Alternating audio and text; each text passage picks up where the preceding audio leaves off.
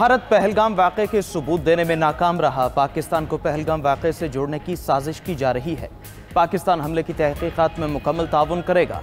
वज़ीर-ए-आज़म शहबाज शरीफ की तुर्किया के सफ़ीर से मुलाकात में गुफ्तगू। कहा, तुर्किया तहकीकात में शामिल हुआ तो खैर मकदम करेंगे।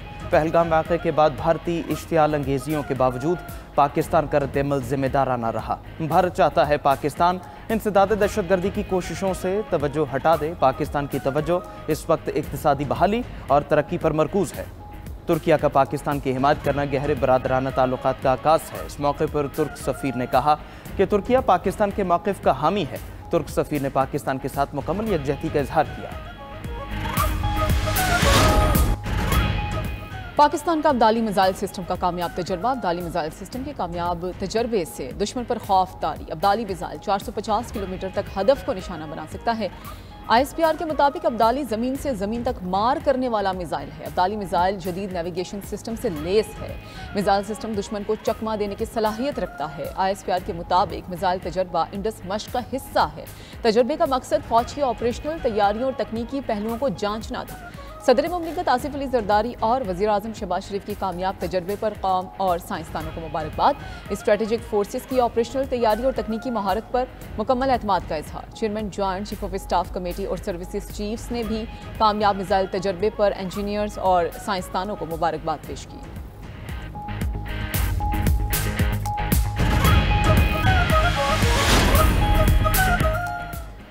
पाकिस्तान की तरफ से भारत को बेनकाब करने का सिलसिला जारी। पहलगाम वाक़े के बाद भारतीय इल्ज़ामात पर पाकिस्तानी क़यादत के दुनिया भर से राबते। वज़ीर ख़ारजा इसहाक़ डार का स्विस हम मनसब को फ़ोन। भारतीय इश्तियाल अंगेजियों पर शदीद तशवीश का इजहार किया। भारत के इल्ज़ामात और एकतरफ़ा गैर कानूनी इक़दामात मुस्तरद, शफ़ाफ़ बैनुल-अक़वामी तहक़ीक़ात का मुतालबा दोहराया। स्विस वज़ीर ख़ारजा ने गैर जानिबदार तहक़ीक़ात में मुआवनत की पेशकश कर दी। इसहाक़ डार का यूनानी हम मनसब से भी राबिता। भारत की झूठी मुहिम और एकतरफ़ा इक़दामात की सख्त मज़म्मत।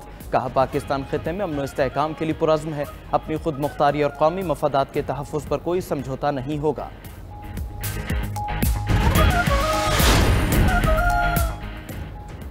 जंग मुसल्लत की तो यकीनी और फैसला कुन जवाब मिलेगा। Army chief general Syed Asim Munir की ज़ेर सदारत खुसूसी कोर कमांडर्स कॉन्फ्रेंस का दुश्मन को पैगाम। मुल्क की खुद मुख्तारी और इलाकाई सालमियत बरकरार रखने के गैर मुतज़लज़ल अज़्म का यादा। सिपा सालार ने कहा, मुसल्लह फ़ौज दिफ़ाई वतन के लिए अपने अवाम के साथ खड़ी है। आर्मी चीफ का ऑपरेशनल तैयारियों और स्ट्रेटेजिक फोर्सेस पर मुकम्मल एतमाद का इजहार। फोरम का मकबूजा कश्मीर में भारतीय मजालिम पर शदीद इजहार तशवीश।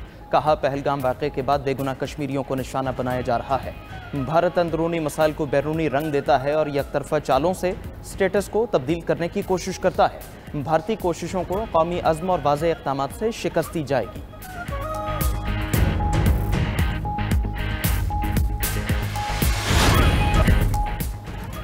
शाम के जंगजू की सहूलतकारी और शहरियों की शाम स्मगलिंग के इल्ज़ामात। यूनुस की अदालत ने साबिक वज़ीर-ए-आज़म को 34 साल कैद की सज़ा सुना दी।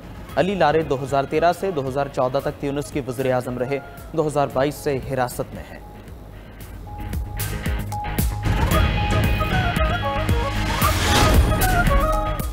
अमेरिका में गाड़ियों और पुर्जों की दरामद पर 25% टैरिफ नाफिज हो गया। अमेरिकी सदर का कहना है कि नए टैरिफ का मकसद अमेरिका में मैन्युफैक्चरिंग को फ़रोग देना है।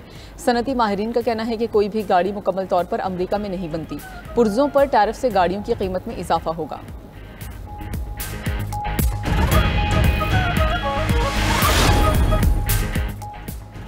मोदी सरकार को फॉल्स फ्लैग ऑपरेशन पर भारत में शदीद तनकीद का सामना। भारतीय पंजाब के साबिक वजीर आला चरण सिंह चन्नी मोदी पर बरस पड़े।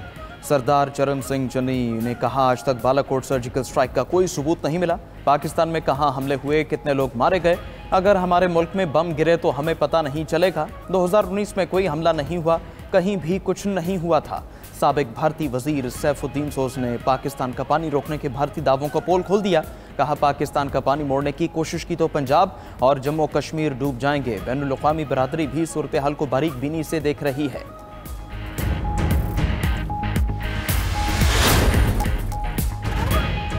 भारत का LOC के करीब दहशतगर्द कैंपों की मौजूदगी का प्रोपेगेंडा। सिक्योरिटी ज़राए के मुताबिक आलमी मीडिया को LOC का दौरा कराया गया। मकामी और आलमी मीडिया को कल भी LOC के मुख्तलिफ मकामात पर ले जाया जाएगा। LOC के दौरे का मकसद भारत के बेबुनियाद और मनगढ़ंत प्रोपेगेंडे को बेनकाब करना है। वजारत इत्तलात का कहना है बैनुल-अक़वामी मीडिया के सामने तमाम हक़ाइक़ रखे जाएंगे। उधर तुर्क नशरियाती इदारे को इंटरव्यू में वज़ीर इत्तलात अता तारड़ ने कहा, भारतीय जारहियत का पूरी ताकत से जवाब देंगे। भारत अपनी नाकामियाँ छुपाने के लिए पाकिस्तान पर इल्ज़ाम लगाता है। अमन की ख्वाहिश को हमारी कमज़ोरी न समझा जाए। दूसरी तरफ इंतहा पसंद मोदी सरकार ने वज़ीर इत्तलात अता तारड़ का सोशल मीडिया अकाउंट भी भारत में बंद कर दिया।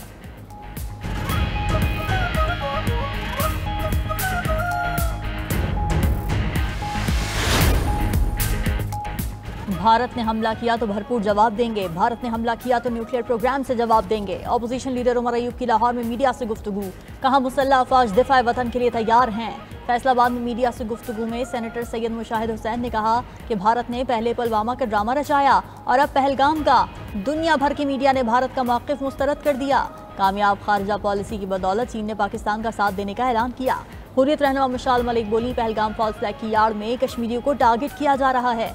दुनिया के लिए कश्मीर का मसला हल करने के लिए ये आइडियल मौका है।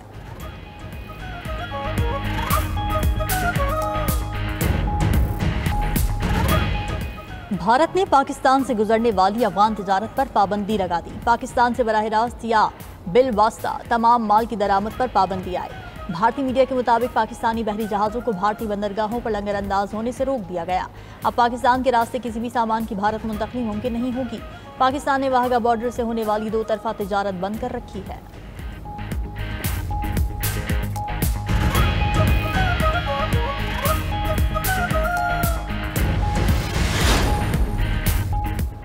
भारतीय रियासत बिहार में इंतखाबात जीतने के लिए मोदी का पहलगाम ड्रामा बेनकाब। भारत की अपोजिशन जमात RJD की मोदी के बिहार दौरे पर तनकीद। भारतीय मीडिया के मुताबिक RJD ने पटना में मोदी और वज़ीर आला नीतीश कुमार के खिलाफ बैनर्स लगा दिए। सीनियर भारतीय सहाफ़ी ने कहा, पहलगाम वाक़े के 45 घंटे के बाद ही आप वोट मांगने पहुंच गए। पूरी कौम गम में मुब्तला है और आपको वोट की पड़ी है। पहलगाम वाक़े को सियासी मकासद के लिए इस्तेमाल पर भारतीय अवाम की मोदी पर तनकीद। सियासी तज्ज़ियाकारों का कहना है, शवाहिद से यह साबित हो चुका है पहलगाम हमला पहले से तयशुदा था।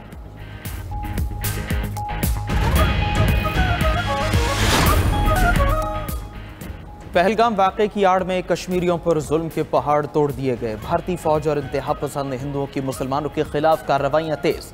RSS और बजरंग दल ने भी मुसलमानों के खिलाफ इत्तेहाद कर लिया। उत्तराखंड में सड़क किनारे कपड़े बेचने वाले कश्मीरी नौजवानों पर तशद्दुद। पहलगाम हमले में हलाक होने वाले नेवी अफसर की बेवा का कहना है, मुसलमानों और कश्मीरियों के खिलाफ तासुब और नफरत नहीं होना चाहिए।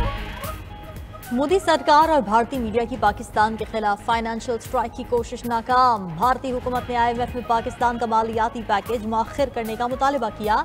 आलमी इदारे को गैर रस्मी तरीकों से पाकिस्तान पर दबाव डालने की तरगीब दी।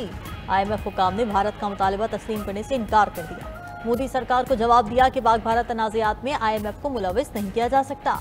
इदारा कर्ज की मंजूरी अक्सरियती राय से देता है, किसी की ख्वाहिश पर फैसले नहीं होते। एग्जीक्यूटिव बोर्ड इजलास का ऐलान किया जा चुका। 9 मई के इजलास में मौजूदा कर्ज प्रोग्राम के जायजा पैकेज की मंजूरी होगी।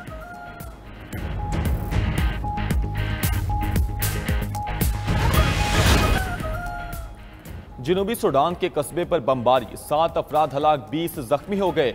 डॉक्टर्स विदाउट बॉर्डर्स ने कहा कि हमले में अस्पताल को निशाना बनाया गया, जो बैनुल-अक़वामी कानून की खिलाफ वर्जी है। साथ ही खदशा जाहिर किया कि मुल्क के दोबारा खाना जंगी का शिकार होने का खतरा है। मीडिया रिपोर्ट्स के मुताबिक जनूबी सूडान के सदर और नायब सदर की इत्तेहादी अफवाज से कशीदगी हमलों की वजह है।